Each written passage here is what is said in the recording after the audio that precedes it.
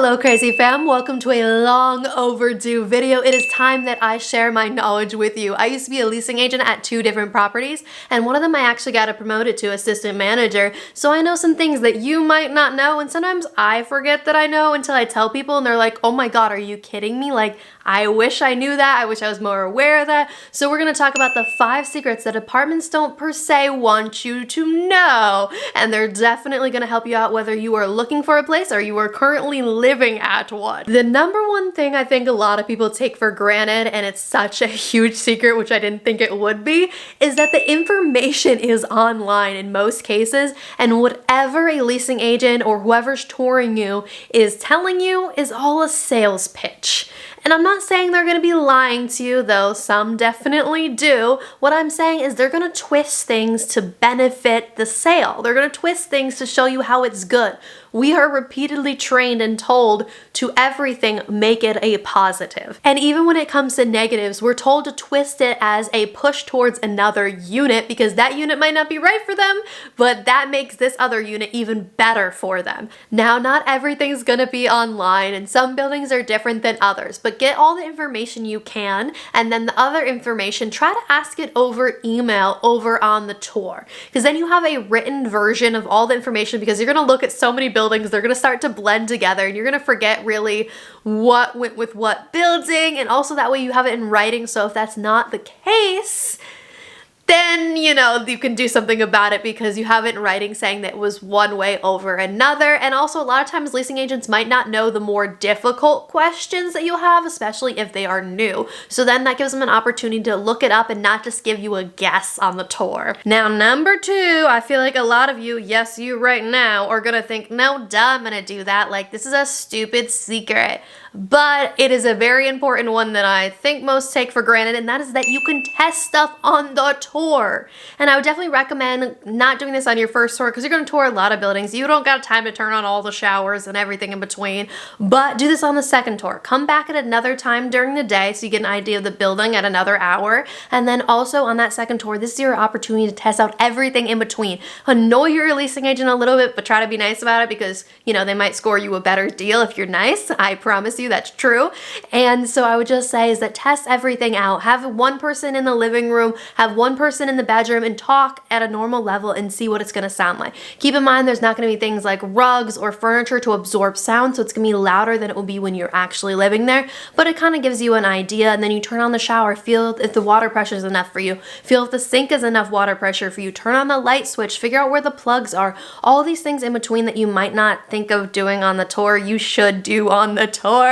I promise you should do them on the tour. Another one is asking where parking is. See what parking space sizes are like so you know if your vehicle can fit in there, and if it'll be too hard for you, figure out if it's tandem or if it's separate, figure out what's a priority for you, because I actually had to have a resident cancel a lease because their vehicle literally couldn't go into the garage. They had too low ride of a vehicle and the angle was too much. The scraping was not a possibility for them. So ask these questions that you might not think of asking. Ask where the guest parking is. See if there's enough spaces, if it's going to be enough for you and your friends to come over on a regular basis. Ask all these things on the second tour. I promise you it will help you out so much. And I would say it's a secret because you might realize that this apartment is epically not for you because of those things that you tested out. But keep in mind not everything's going to be perfect, and you kind of have to weigh the pros and cons of each property because the water pressure is never going to be perfect. The guest parking is never going to be perfect. Nothing is ever going to be exactly what you want it to be. Now this secret's a little bit different, and I think it's so important in this day and age because,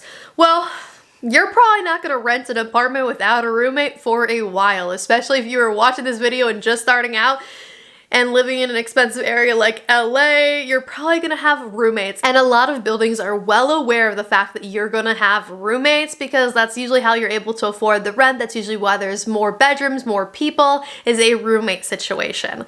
But the thing that they don't always tell you about, and especially newbies don't realize, is you are all equally liable on the lease. So if roommate 1 doesn't pay rent or roommate 3 doesn't pay rent, all of you are just as equally liable for that rent that is not paid.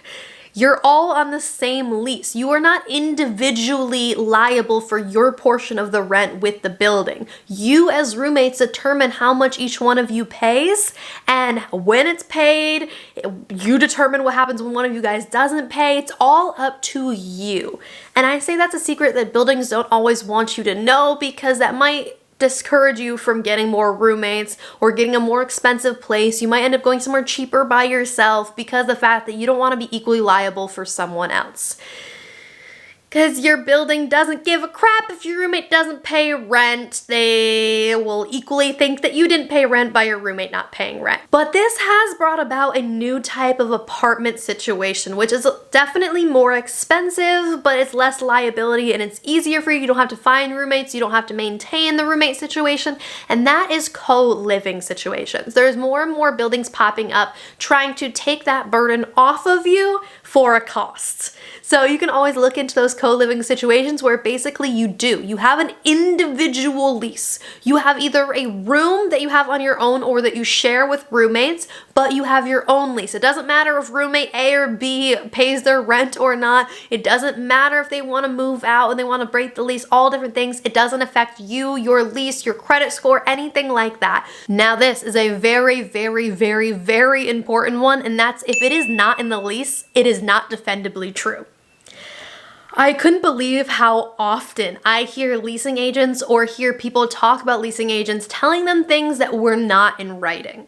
And unfortunately, in a lot of cases, when it's not in writing, it's not gonna happen. And if you get in a situation where you need that whatever they told you to happen, it doesn't, because they're gonna be like, well, it wasn't in your lease, it changed, it this, it's that. I would say no matter what it is, make sure they put it in writing. If they say you can bring your lizard with you, make sure your lizard is on the lease. And I know that sounds silly, but it's an easy way to get evicted, because if a building wants you gone, they will find a way. So put as much as you can in writing, because these leases are meant to help protect the property, not you. So get it in writing so you can get as much protection as possible. And if a building doesn't want to put certain things they say in writing, that means it's probably not true. So get it in writing, like lease breaks. If they tell you it's going to cost so much to get a lease break, make sure that it says in the lease, if you want to cancel your lease, here are the terms, here's how much it's going to cost. Because if you need to be in the situation where you need to break your lease, or you get in the situation where someone notices your lizard, you want to make sure that you have it in writing saying, yeah, I was told I was allowed to, and here is my physical proof.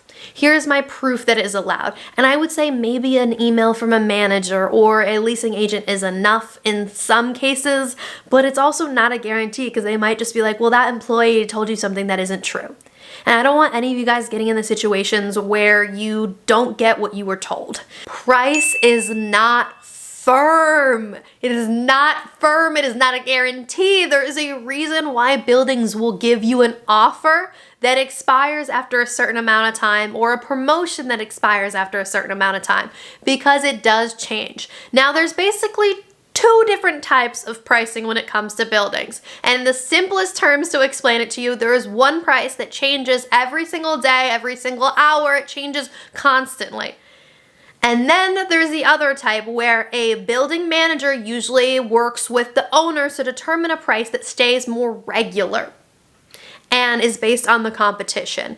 And either way, no matter which one it is, the price can be changed. So I would say the number one thing is if the price changes constantly, which you can ask the building, if the price changes all the time, ask them if a certain day is cheaper. Because keep in mind, again, those leasing agents, the building is trying to make money. They're not always gonna tell you the cheaper days. But if you let them know like, hey, this is kind of close to my budget, is there anything we can do? Like, be nice about it, be nonchalant about it, be like, hey, if I move in on this day instead of this day, is it cheaper? Is there any way you can give me the different prices of it? And then also, once they give you the different prices of things, be like, hey, is there any way we can talk to the manager about bringing this a little bit lower? Like, I promise you, I will sign a lease right away. Like, make them feel like the deal is kind of in question, but if they can get it a little bit better, a little bit sweeter of a deal for you, that you definitely want it.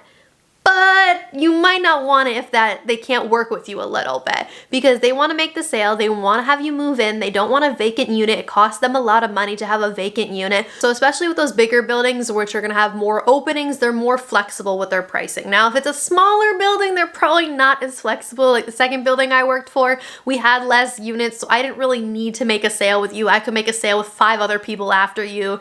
I was great at what I did. I didn't need to have you move in, so I didn't need to reduce the price for you because I didn't need to reduce my commission or have my numbers look bad because you wanted a little bit lower. So it really depends on the building, but even with those smaller buildings, I would say it does not hurt to ask, especially nowadays where things are a little bit tougher for buildings. I would say always ask. It doesn't hurt. Be nice about it. Be that whole, it's close to my budget, is there anything we can do type of thing. And you might lose out on an apartment. You might not. I would say it's never as urgent as you think it is. Our job as leasing agents, as buildings, is to try to show urgency. So it is never as urgent as we make it seem. It might still be urgent, it still might be a chance that you could lose out on it, but it's not as much of a chance as we try to make it seem like it is. And also, if you miss out on a unit, there'll be another one. Don't ever think that this is the only unit for you, that nothing else is going to work. This is the best thing ever, I can't lose this, because it's a sales tactic. You're falling in love with the idea of what we are showing you. And it's just, you gotta realize that you might lose out on a deal even if you didn't negotiate price. Even if you act perfectly, you might still lose out on a deal. It's whoever signs first. So I just say, when it comes to price or any of the things that I listed, no matter what you are doing on the tour, over email, over the phone, be as nice as humanly possible, because we're more likely to go over our job description, over what we need to do to make a sale, beyond what we ever need to do for anyone, just because you are a nice person. It's so simple. It's such a thing that makes such a big difference no matter what aspect of life, whether it's apartment hunting, at the grocery store, whatever it is, niceness makes a huge difference. And I hope you get the best deal on your apartment. I hope those 5 secrets really helped you out. And if you want any more videos on apartment hunting, leases, moving in, all different stuff in between there, I promise you I can give you another good perspective on it, give you some more secrets. And I post a new sit down video every single Wednesday, so feel free to hit that like and subscribe button down below to join the crazy fam if you haven't already. And I actually do post some behind the scenes of my life. I post vlogs on Monday and or Friday, and I hope you have a great rest of your morning, evening, night, whatever it is for you crazy fam. I'll see you soon.